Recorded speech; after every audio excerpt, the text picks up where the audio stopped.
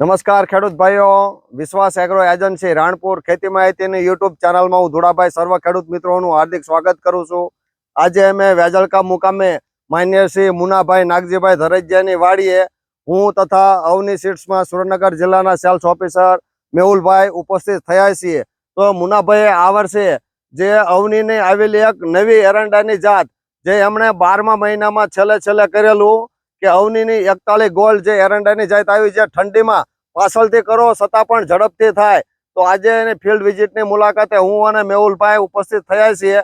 તો મુનાભાઈએ જે research hybrid દેવેલા Avani 41 gold જેનું વાવેતર કરેલું છે અને અત્યારે જોવા જાય તો આખા ખેતરમાં એકદમ લૂંબુ આવી ગયેલી છે અને 3 ફૂટની લાંબી લૂંબુ થઈ છે અને એકદમ મોટો દાણો અને આખું ખેતર આમ શું કે માળોથી ભરાવદાર થઈ ગયેલું છે. તો મેહુલભાઈને વિનંતી કરું કે મુનાભાઈને પૂછે કે એરંડા વાવવાથી મુનાભાઈને કેવું લાગ્યું અને ઉતારો લગભગ મારા ખ્યાલ મુજબ 40 મણ પ્લસ જાય કે અથવા તો એનાથી વધારે આવે એવું લાગે છે, અથવા તો આ ગામમાં એરંડાનું વાવેતર ખૂબ ઓછું થાય છે.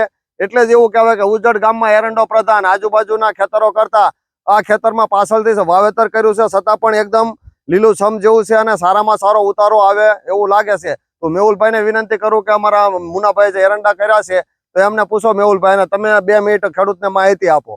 નમસ્કાર ખેડૂત મિત્રો, અવની સીડ્સ લિમિટેડ વતી હું મેહુલ મકવાણા આપ સર્વે ખેડૂત મિત્રોનું હાર્દિક સ્વાગત કરું છું. આજે આપણે જે ફિલ્ડ વિઝિટ માટે આવેલા છીએ ચુડા તાલુકાના વેજળકા ગામે, તો સૌપ્રથમ આપણે ખેડૂતનો પરિચય મેળવીએ, ત્યારબાદ એમના જે અનુભવો જે છે આ એરંડા વિશેના એ એમની પાસેથી મેળવીએ. રામ રામ. તમારું નામ? મારું નામ મુનાભાઈ નાગજીભાઈ ધરજીયા, ગામ વેજલકા, તાલુકો ચુડા, જિલ્લો સુરેન્દ્રનગર. હવે તમે જે આ દિવેલાની વેરાયટી કરેલી છે, આ કઈ વેરાયટી કરી છે તમે? આ અવની 41 ગોલ્ડ. આ અવની 41 ગોલ્ડ ની જાત તમે જે વાવી છે આ તમને કેવી લાગી? બહુ સરસ છે. સરસ છે. સરસમાં તમને આની ખાસિયતો કેવી લાગી? લેટ વાવી છતાં સારી થાય. ક્યારે વાવેતર કર્યું છે તમે આનું? અંદાજે દિવાળી પહેલા 10 દિવસ. દિવાળી પહેલા 10 દિવસે આનું વાવેતર તમે કર્યું હતું, બરાબર છે. તો આની માળોમાં તમને બીજી જાતો કરતા શું ફેરફાર લાગે છે? મોટી છે એવું કઈ? માળો મોટી અને ભરાવદાર છે. પછી આ જે આખો પ્લોટ ઉભો છે તમારો, એમાં કઈ તમને મમરી કે ફૂલિયાનો રોગ કે એવું કઈ જોવા મળ્યું? કે ના, સુકારો નથી જોવા મળતો, મમરી કે ફૂલિયો કઈ જોવા નથી મળતો.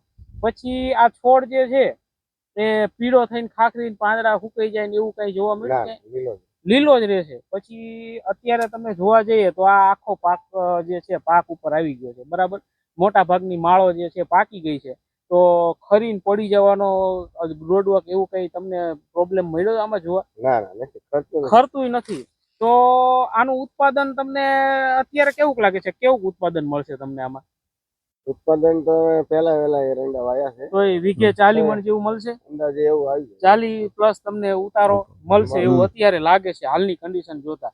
તો આજુબાજુના ખેડૂતો જે છે દિવેલાની ખેતી કરવા માંગતા હોય તો તમે એમને ભલામણ કરી શકો કે અવની 41 ગોલ્ડ વવાય? બહુ સરસ. ચોમાસુ સિઝનમાં ટૂંકા ગાળાનો પાક હોય, કઠોળ વર્ગના પાક એવું કઈ હોય, તમે મગફળી છે, મગ, અડદ કે તલ કે એવું કઈક વાવ્યું હોય તો એ કાઢીને પછી આ વાવી શકાય? બહુ સરસ થાય. તમે આમાં ચોમાસુ પાક લીધા પછી જ વાવેલું? જુવાર વાવેલી હતી, જુવાર વાઢીને પછી તમે આ બીજો પાક લીધેલો છે.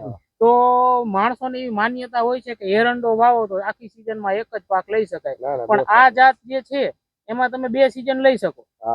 તો ચોમાસુ સિઝન લઈને પછી તમે આ પાક તલ, મગફળી, મગ, અડદ બધું લઈ શકાય. બધું કરીને પછી તમે આ પાક વાવો તો પણ આ ટાઈમે થઈ જાય, એટલે ઝડપથી ગ્રોથ કરતી જાત છે. ચોથા મહિનામાં તોય પાકી જાય. તો ખેડૂત મિત્રો, જેમ મુનાભાઈ પાસેથી આપણે માહિતી મેળવી એમ અવની સીડ્સ લિમિટેડ વતી હું મેહુલ મકવાણા સર્વે ખેડૂત મિત્રોને ભલામણ કરું છું કે તમે પણ રિસર્ચ હાઇબ્રિડ દિવેલા અવની 41 ગોલ્ડ નું વાવેતર કરો અને ઉત્પાદનમાં ડંકો વગાડો. તો સાહેબે અને મેહુલભાઈ જે માહિતી આપી તો અત્યારે આપણે જોઈ શકીએ સારામાં સારો ઉતારો આવે એવું છે, લાંબી માળો છે અને ફૂટ પણ સારામાં સારી છે અને વધારે ઉત્પાદન આવે એવું લાગે છે. એટલે જ કંપનીનું સ્લોગન છે કે ભાઈ અવનીના દિવેલા વાવો અને ઉત્પાદનમાં ડંકો વગાડો. તો હવે પછી ખેડૂત મિત્રો આપણે નવી માહિતી એકઠી કરીએ, ત્યાં સુધી અમને રજા આપો. આવજો. આભાર.